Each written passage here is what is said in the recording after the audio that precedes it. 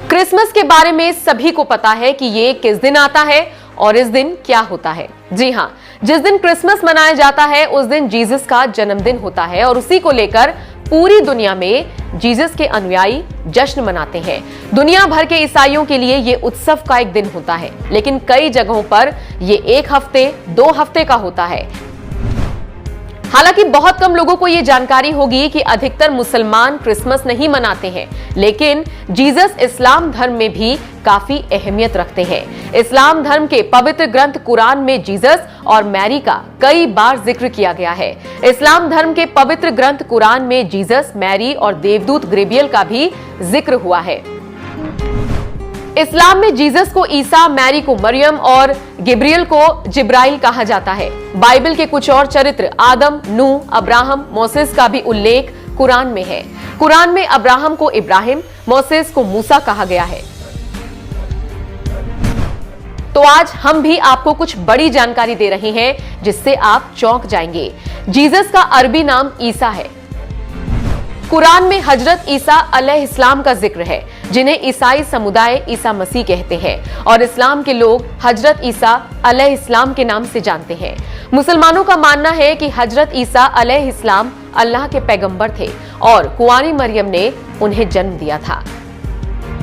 जब कुंवारी मरियम को फरिश्ते जिब्राइल अलैहिस्सलाम ने जीसस मतलब ईसा मसीह के जन्म की बात बताई तो मरियम रोने लगी और जिब्राइल अलैहिस्सलाम से कहती है कि जब मुझे किसी आदमी ने कभी छुआ ही नहीं तो मैं किसी बच्चे को कैसे जन्म दूंगी। तब फरिश्ते जिब्राइल अलैहिस्सलाम कहते हैं कि ईश्वर के लिए सब संभव है, वो दया और करुणा का संदेश देने धरती पर आएंगे। मैरी को अरबी भाषा में मरियम कहा गया है। कुरान में उन पर एक पूरा चैप्टर है। कुरान में किसी महिला पर अगर एक पूरा चैप्टर है तो वो मरियम पर ही है। यहाँ तक कि कुरान में मैरी ही एक ऐसी महिला है जिनका नाम लिया गया है।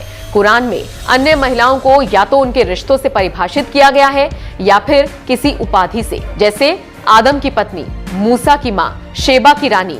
New Testament of the Bible से ज्यादा कुरान में मैरी का जिक्र किया गया है। इस्लाम में बाकी पैगंबरों की तरह ईसा अलैहिस्सलाम भी लोगों के लिए एक संदेश लेकर आते हैं। ईसा अलैहिस्सलाम का संदेश इंजील कहलाता है। कुरान शरीफ में बाकायदा इसका जिक्र है। कुरान शरीफ के अनुसार इंजील अल्लाह की ओर से इंसानियत को दिए गए 4 पवित्र ग्रंथों में से एक है, जिनमें अन्य 3 हैं जबूर, तौरेत और कुरान। मान्यता के अनुसार ईसा अलैहिस्सलाम को, जिन्हें नबी और इस्लाम का एक पैगंबर माना जाता है, अल्लाह ने इंजील का ज्ञान दिया था। ईसाई धर्म की मान्यताओं के अनुसार जीसस ने कई चमत्कार किए थे और वो सभी के दुख दूर करते थे। ईसाई धर्म में जीसस के अंधे को रोशनी देने और मुर्दे में जान फूंकने जैसे चमत्कारों का जिक्र होता है। वहीं कुरान में भी ईसा अलैहिस्सलाम के मिट्टी के पक्षी में जान डाल देने जैसे चमत्कारों का उल्लेख है।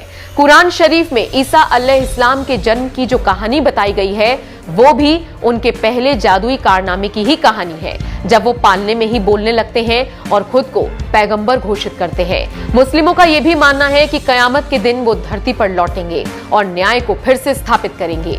जिस तरह से मुस्लिम अन्य पैगंबरों का नाम सम्मान सूचक शब्दों के साथ लेते हैं, वैसे ही जीसस का नाम भी लेते हैं। जिस तरह से ईसाई जीसस से प्यार करते हैं, ठीक उसी तरह से मुस्लिम भी उनका सम्मान करते हैं। मुस्लिम जीसस को ईसा अलैहिस्सलाम बोलते हैं, लेकिन बस दोनों धर्मों की सोच में इतना ही फर्क है कि ईसाई जीसस को ईश्वर का बेटा मानते हैं, जबकि मुस्लिम मानते हैं कि ईसा अलैहिस्सलाम अल्लाह के बेटे नहीं बल्कि वो अल्लाह के भेजे हुए दूत थे, जो आम इंसान को सही रास्ता दिखाने आए थे।